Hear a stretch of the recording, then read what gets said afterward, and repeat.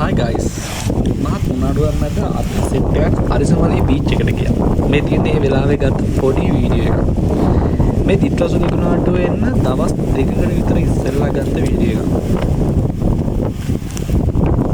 මොහොත නම් හරිම රල්.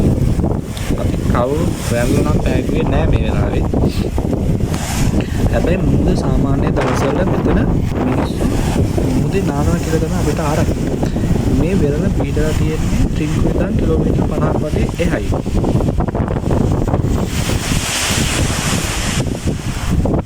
මේ වෙරළේ තියෙන විශේෂත්වය තමයි වැලි නිකන් හාල් වගේ. තමිල් වලින් හාල් වලට කියන්නේ අරිසි කියලානේ. ඒ නිසා මේ අරිසි වනේ නිසා හඳුන්වනවා.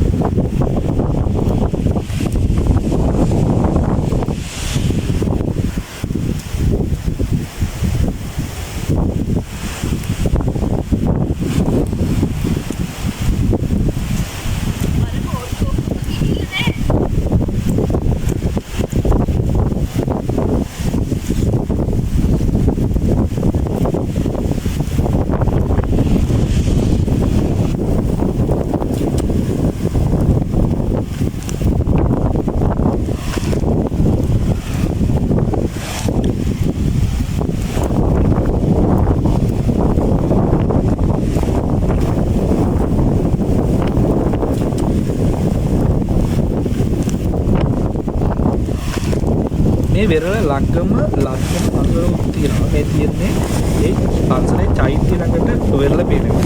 මේ හරියටම ලස්සනයි. ඔයාලා ඩ්‍රින්ක් ඔක්කොම අනිවාර්යෙන්ම මේ වෙරළට යන්න කියලා මම මතක් කරනවා. මේ ඩ්‍රින්ක් කොමලේ අරචිපරි